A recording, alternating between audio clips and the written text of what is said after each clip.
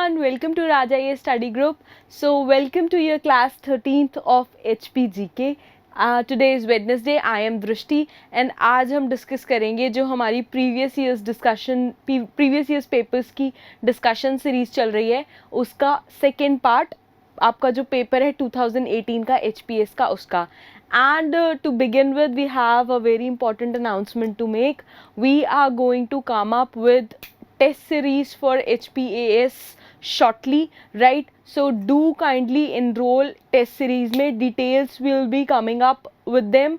बहुत short period पे आपके लिए next week आपको details उसकी provide कर दी जाएंगी. So kindly enroll and make the best of your preparation right now, right? We are trying to provide you the best quality content that we can right now so that आपके लिए paper में preparation करना बहुत easy रहे.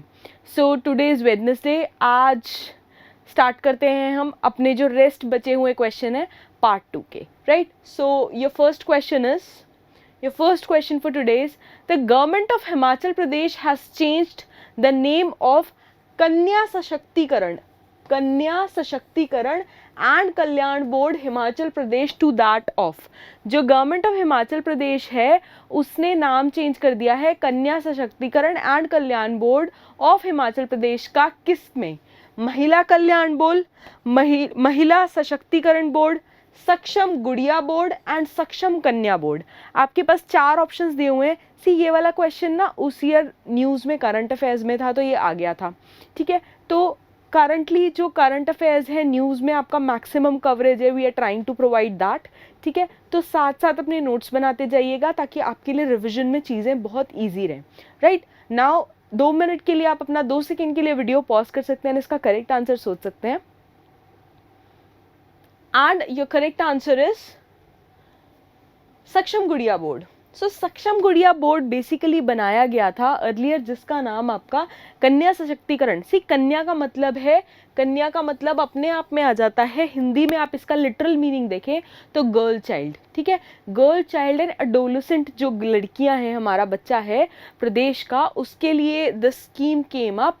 And basically जो police है, जो हिमाचल प्रदेश police है, उनकी हेल्प करने के लिए ताकि वो उनकी डिमांड्स को समझ पाएँ, उनकी नीड्स को समझ पाएँ एंड अप्रोप्रिएट जो उनकी पॉलिसी है, जो उनका वर्क रूटीन है उसको अकॉर्डिंगली सेट कर पाएँ, ये उसके लिए था. आपका जो social justice and empowerment department है वो ऑल्सो इसके अलावा सक्षम गुड़िया बोर्ड के लिए आपका जो directorate of social justice and empowerment and जो आपका directorate of women and child development board है, जो ये आपके नोडल डिपार्टमेंट्स हैं. एंड इसमें जो स्टेक होल्डर्स हैं, जो इसमें ये जॉइंट वेंचर है, ये किसका है? सोशल जस्टिस एंड एम्पावरमेंट जो आपका डिपार्टमेंट है वो. देन आपका ये विमेन एंड चाइल्ड डेवलपमेंट, इसके अलावा home ministry and finance ministry, इनका ये जॉइंट वेंचर है. इनके मिले हुए से इस प्रोजेक्ट को आगे प्रोसीड करा गया, ठीक है जी. आइए नेक्स्ट बढ़ते हैं अपने नेक्स्ट क्वेश्चन पे. Now your next question is stone inscriptions found in Chamba region have mostly been written in which script. जो आपके स्टोन, अच्छा चंबा का आपने पढ़ा होगा, भरमौर रीजन में बहुत सारे इंस्क्रिप्शंस मिले हैं. आपका निर्माण हो गया, ठीक है, कॉपर प्लेट्स मिली हैं, स्टोन इंस्क्रिप्शंस मिले हैं. तो चंबा का रीजन आपका बहुत इंपॉर्टेंट हो जाता है आपका आर्कियोलॉजिकल एक्सकेवेशंस और जो हिस्ट्री है उससे रिलेटेड, ठीक है. चंबा की अपनी हिस्ट्री बहुत रिच है. Chamba was ruled by which rulers, आपको ये पता होना चाहिए, डिसेंट कहाँ से चल रहा है एंड जो इंपॉर्टेंट राजे हैं वहाँ के वो पता होने चाहिए. Now stone inscription found in Chamba region they have mostly been written in which script. आपके पास दो ऑप्शंस हैं, भोटिया और Tibetan, then Sharada and Tankri, then Kharoshthi, I am sorry about the spelling mistake, Kharoshthi and Brahmi, and this is Nagari and Kutila. आप 2 second के लिए अपना video pause कर सकते हैं, इसका करेक्ट आंसर सोच सकते हैं. अगर आपको इसका आंसर पता है वेल एंड गुड, अगर नहीं पता तो it's a good process to learn. Please अभी भी आप थोड़ा थोड़ा करके एफर्ट डालेंगे तो आपको ये चीज़ बड़ी क्लियर हो जाएगी. And your correct answer for this is Sharada and Tankri script, ठीक है. तो शारदा जो स्क्रिप्ट है this was basically used as a Brahmanical script. जो Brahmanical as a Brahminical script it was used, right? And basically ये यूज़ कहाँ होती थी आपके रीजन में, ये जो अपर वाला आपका रीजन चला हुआ आता है विच comprised of अफगानिस्तान, कश्मीर, कुछ present Punjab hill states and Himachal Pradesh, ठीक है। धीरे धीरे इसका जो यूज़ है वो कम होता चला गया एंड ये जो टांकरी स्क्रिप्ट है ये शारदा की ऑफशूट है, ठीक है। Earlier Sharada was used but Sharada का स्क्रिप्ट बहुत कम हो गया एंड धीरे धीरे जैसे हम मॉडर्निटी प्रेजेंट टाइम की तरफ बढ़ते गए तो द कश्मीरी पंडित्स जो थे आपके वो इसका यूजेज लाते थे and that too just in your religious purposes, ठीक है। तो धीरे धीरे ये स्क्रिप्ट अब लुप्त होने की तरफ है। तो स्टोन इंस्क्रिप्शंस जो हैं चंबा में अभी भी they are read in your Sharada script, ठीक है जी। नाउ आगे बढ़ते हैं आपके नेक्स्ट क्वेश्चन पे। Your next question is, who was the signatory of East India Company in the Treaty of Sugauli?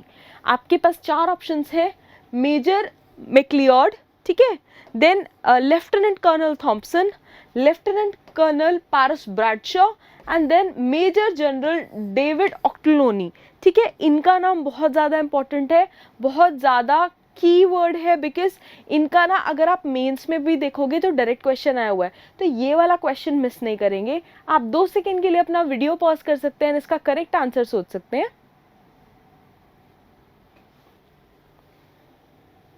And your correct answer is lieutenant colonel Paris Bradshaw, ठीक है, ये इसका करेक्ट आंसर है। नाउ अगर आप थोड़ा सा इसका हिस्टोरिकल ओरिजिन देखें, जो ये ट्रीटी ऑफ सुगौली हुई थी आपकी, this basically was a part of your Anglo Gurkha war, Anglo Gurkha war, ठीक है। नाउ इसमें एक गिरिराज जी का नाम आता है, दैट इज़ वेरी इंपॉर्टेंट अगर आपने हिमाचल ऑफ हिस्ट्री में पढ़ा हो, ठीक है, तो वो बहुत ज़्यादा इंपॉर्टेंट आ जाता है। नाउ एंग्लो गुरखा वॉर का ये पार्ट था एंड बेसिकली नेपाल की जो रिवर्स है मेखाली और मेखली, इनका जो आप ये देखोगे कैचमेंट एरिया है उसके हिसाब से इनकी लैंड्स डिवाइड हुई थी एंड इस ट्रीटी के 44 इयर्स के साइन होने के बाद नेपाल एक्चुअली गॉट वापस जो इनका तेराई रीजन वाला राप्ती से लगा हुआ एरिया वो इनको वापस मिला था, ठीक है। सो एंग्लो गुरखा वॉर के टाइम पे लेफ्टिनेंट कर्नल पारस ब्रैडशॉ ही played a very important role इस पूरी ट्रीटी के बारे में। आपको ट्रीटी ऑफ सुगौली के बारे में see there are a couple of treaties जो हिमाचल के पर्सपेक्टिव से बहुत इंपॉर्टेंट है, वो आपको पता होनी चाहिए। सिमिलरली कुछ सत्याग्रह हैं, ठीक है, सिरमौर सत्याग्रह, सुकेत सत्याग्रह, ठीक है, ये वाली चीज़ें आपको बिल्कुल पता होनी चाहिए, ये मिस नहीं करेंगे। Now let's go ahead. Lanji, सारो, राजनगर इन Chamba district are the centers for the development of which of the following, ठीक है। your option A is apple, option B is kinnow, option C is olive and option D is apricot, ठीक है। सेब होता है, किन्नू होता है, ऑलिव होता है या खुबानी होती है, ठीक है। तो आप 2 सेकेंड के लिए अपना वीडियो पॉज कर सकते हैं, इसका करेक्ट आंसर सोच सकते हैं and your correct answer is olive. तो चंबा पर्टिकुलरली अगर देखो तो it lies between the region of your semi tropical to semi temperate, जो इसका टेम्परेचर वाइज जो अगर जोग्राफिकल आप डिवीजन देखो तो it lies between your semi tropical से लेके सेमी टेम्परेट वाले रीजन में and there are certain pockets of Chamba, ठीक है, जहाँ पे जो आपका क्लाइमेटिकल कंडीशंस है, टोपोग्राफिकल कंडीशंस है, they are similar to that of the regions, particularly Spanish regions जहाँ पे आपका ऑलिव उगाया जाता है।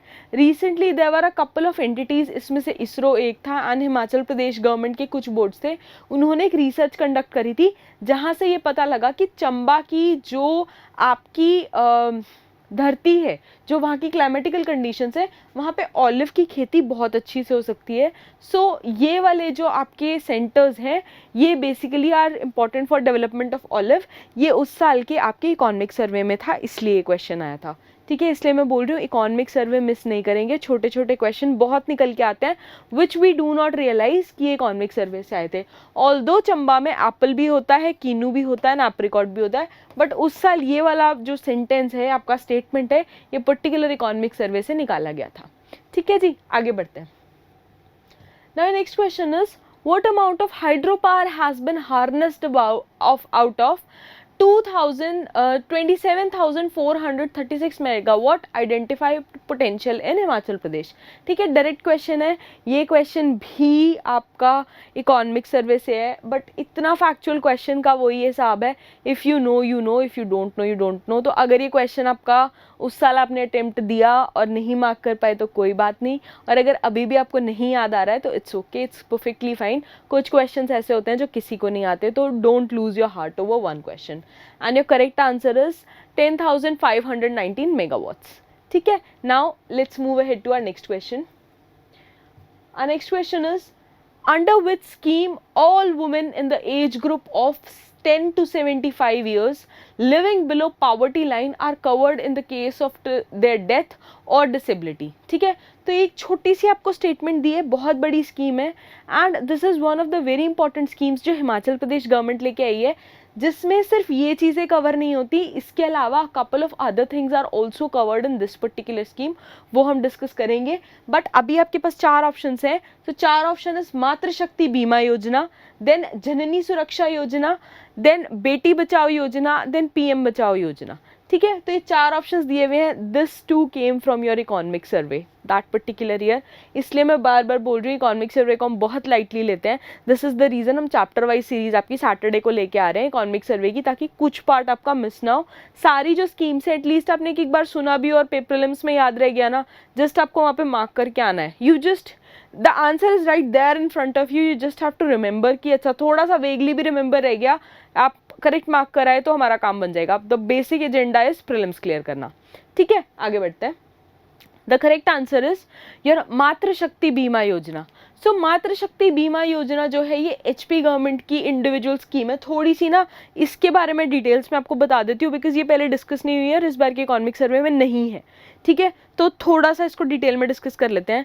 नाउ स्टेट गवर्नमेंट की स्कीम है ये स्कीम बेसिकली आपका रिलीफ कहाँ कहाँ प्रोवाइड करती है, फैमिली मेम्बर्स को ये देती है आपका relief, family members of the insured women. ठीक है, या तो फैमिली मेंबर्स को देगी, इंश्योर्ड वुमेन को देगी in case of their death हो जाए, या तो वो डिसेबल हो जाए due to any kind of accident, surgical operation like sterilisation. ठीक है, जो बेसिकली आपका पॉपुलेशन कंट्रोल के लिए होता है, स्टरलाइजेशन वहाँ पे, then mishap at the time of child birth हो जाए, ठीक है, डिलीवरी हो जाए, बह जाए वो, डूब जाए, ठीक है, then washing away in floods, landslide, insect bite. ठीक है, तो जो लोग जिनके घर में डंगर हैं, जो लेडीज़ कॉन्टीन्यूसली जंगल में जाती हैं लक्कड़ लेने, आपके डंगरों के लिए चारा लेने, ठीक है, तो उनके लिए आप देखो तो they have covered, and snacks.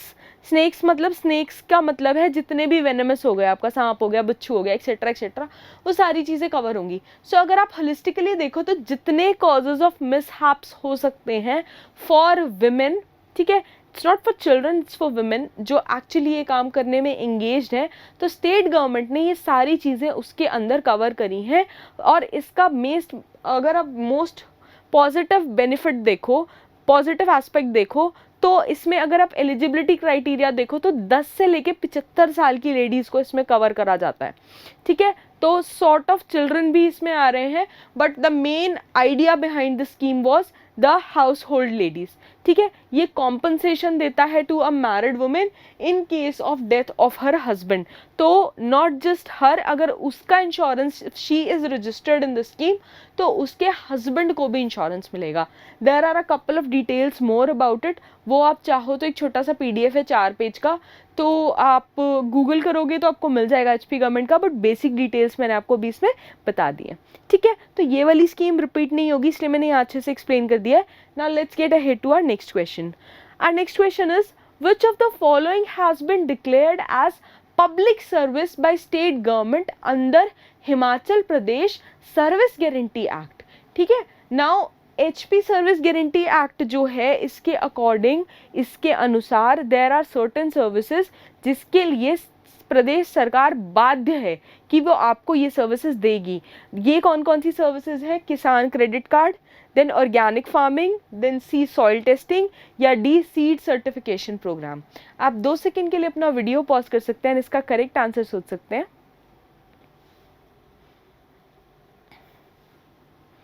And your correct answer is C soil testing.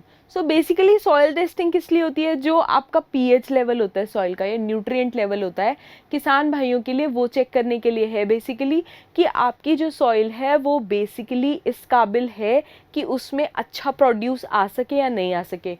तो अगर आप देखो ये जो Himachal Pradesh government public service guarantee act है, इसका अंडर सेक्शन 3 में ये चीज़ें कवर्ड हैं। तो आपकी जो पहली रिपोर्टिंग डेजिग्नेटेड अथॉरिटी है इसके अंदर, that is your director general of agricultural produce जो है, एंड योर दूसरी अथॉरिटी इज़ जो स्टेट इंफॉर्मेशन कमीशन है वो। ठीक है, तो सॉइल टेस्टिंग काफ़ी टाइम से चल रहा है, काफ़ी लोगों को बेनिफिट भी मिला है। तो प्रॉब्लम इज़ अवेयरनेस नहीं है। किसान भाइयों को they have been going around there regular routine by the means जो उनके पुराने टाइम की चीज़ें चल रही थी। तो अपडेशन नहीं है, अवेयरनेस नहीं है। अगर आपके आसपास कोई हो तो आप उसको बताओ, this is what the state governments provides totally free of cost. And soil testing card के साथ एक चीज़ और है, वंस आपने अप्लाई कर दिया, स्टेट बाध्य है कि आपको 60 दिन के अंदर, 60 डेज के अंदर अंदर उसको टेस्ट करके उसकी रिपोर्ट स्टेट को आपको देनी पड़ेगी। ठीक है, तो ये बहुत इंपॉर्टेंट की रोल प्ले करता है यहाँ पे। राइट, नाउ नेक्स्ट आगे चलते हैं। नाउ मैच द कॉलम है, ट्रिक पार्ट इज इस साइड 4 ऑप्शन है, इस साइड 5 ऑप्शन है। तो बेसिकली है यहाँ पे आपको इंपॉर्टेंट मॉन्यूमेंट्स दी हुई हैं या नाम दिए हुए हैं, एंड यहाँ पे आपको नाम दिया हुआ है the persons they are associated with it. ठीक है, तो लिस्ट 1 में है आपका Gaiety theatre. I don't think so कोई ऐसा होगा हिमाचल में जिसको ये ना पता हो गेटी थिएटर का है। अगर नहीं पता है तो ये seriously need to brush up your knowledge. But Gaiety theatre, then there is कालका Shimla railway, then there is Satyakam, and then 4th is old Shimla bank. इधर देख लेते हैं इधर क्या ऑप्शंस हैं। सो इधर ऑप्शंस हैं, थोड़ा सा मैं साइड हो जाती हूँ। Samuel Evans Stokes, then Mortimer Durand, then H S. Harrington, then it is Henry Irwin, and then Messrs Barrett and Co. ठीक है, तो आप 2 सेकेंड के लिए अपना वीडियो पॉज कर सकते हैं, इसका करेक्ट आंसर सोच सकते हैं। मैं आपको ऑप्शंस दिखा देती हूँ क्या क्या गिवन है। तो these are the given options, right. I hope आपने अपना आंसर मार्क कर लिया होगा, and the correct answer is 3rd option जो आपको देख रखा है, CDCAE। ठीक है, DCAE। तो एक बार देख लेते हैं क्या है आपका जो मैच द फॉलोइंग बनता है। डी। सो गेटी थिएटर जो आपको बनाया था ये हेनरी इरविन ने बनाया था। Gaiety theatre basically it is a setup in Shimla, जो ओल्ड यूरोपियन रेनेसेंस थीम है, गॉथिक स्ट्रक्चर है, ये वो है, ये आपको यूरोप का याद दिलाएगा। ठीक है, बहुत सारे यहाँ पे आज भी ऐसे कल्चरल इवेंट्स हैं जो ऑर्गेनाइज होते हैं, तो इट इज़ वेरी फेमस। ठीक है, नाउ सेकेंड आती है कालका शिमला हाईवे। नाउ कालका Shimla highway was a part of your H.S. Harrington. ठीक है, नाउ H.S. हैरिंगटन का क्या रोल है इसमें, जो आपका कालका शिमला हाईवे है, कालका शिमला रेलवे है। So it holds the Guinness book world record of being the most steep narrow gauge railways in the world. ठीक है, it is a UNESCO world heritage site, and right now ये Ambala division का जो railways है वो इसको oversee करता है। ठीक है, तो इसलिए इंपॉर्टेंट हो जाता है। नाउ अगर आप सत्यकाम को देखें तो Satyakam was the name of is related to Samuel Evan Stokes. So Samuel Evan Stokes basically European थे, ही केम टू इंडिया, क्रिश्चियन थे वैसे प्रैक्टिसिंग, बट जो इन्होंने इंडिया में देखा, रूल देखा, ये आर्य समाजी हो गए। He actually changed his name to Satyanand Stokes. Satyanand Stokes का नाम आपने वैसे भी सुना होगा, इट इज़ वेरी इंपॉर्टेंट। ठीक है, नाउ इसलिए सत्यकाम का इनके साथ लिंक आता है। ठीक है, सो बेसिक सी चीज़ें मैं आपको बता रही हूँ। अगर आपको इनके बारे में ज़्यादा रीड करना है तो you can always Google up. Now आती है ओल्ड शिमला बैंक की बारी। So old Shimla bank was set up by your messrs Barrett and co. So काफ़ी पुराना बैंक था शिमला में, एक पूरा इसके साथ हिस्ट्री रिलेटेड है। बैंक से रिलेटेड क्वेश्चंस नहीं है तो बहुत ज़्यादा मैं इस पर एम्फेसिस नहीं डाल रही हूँ, आप चाहें तो you can always Google and read about it. तो these were the important match the followings. Now next question देख लेते हैं अपना क्या है। Next question is black nude, sitting nude and young girls are some of the famous works of which artist? तो आपके पास चार ऑप्शन है, Amrita Pritam, Amrita Shergil, Nora Richards and Shobha Singh. ठीक है, सो आप 2 सेकंड के लिए अपना वीडियो पॉज कर सकते हैं एंड करेक्ट आंसर सोच सकते हैं। And your correct answer is Amrita Pritam. So Amrita Pritam was an Anglo Indian. ठीक है, तो इनका अगर आप एजुकेशन देखो तो काफ़ी हद तक फ्रेंच, जो आपका फ्रेंच पूरा वो आती है, पेंटिंग्स आती हैं, उससे काफ़ी ज़्यादा इन्फ्लुएंस है। मॉडर्न आर्ट में इनका काफ़ी ज़्यादा नाम आता है and she is regarded as one of the most prominent female Indian impressionist in the world. ठीक है, बहुत सारे इनके नाम पे आज भी रिकॉर्ड्स हैं and she has been one of the most respected female painters in the history of India through out. तो ये इसलिए बहुत ज़्यादा इनके बारे में आपको बेसिक चीज़ें पता होनी चाहिए, स्पेशली जो इनकी यंग गर्ल्स है। जो ये यंग गर्ल्स है, ये वाली पेंटिंग का नाम तो पता नहीं कितने स्टेट्स की जो आपकी civil service, state civil services की जो क्वेश्चन है उसमें आ चुका है। सो यंग गर्ल्स से तो आप एटलीस्ट यू कैन रिमेंबर कि it belongs to Amrita Pritam. ठीक है, नाउ नेक्स्ट आते हैं अपने आज के लास्ट क्वेश्चन पे। ये last question is the important decision to invade Afghanistan in 1938 and after 4 years same decision was criticized at Shimla by British was taken in। अच्छा, ये क्वेश्चन अल्टीमेटली ना HAS ने स्क्रैप कर दिया था, बट अल्टीमेटली पोस्टमार्टम तो बाद में होता ही है, तो इसका करेक्ट आंसर देख लेते हैं क्या है।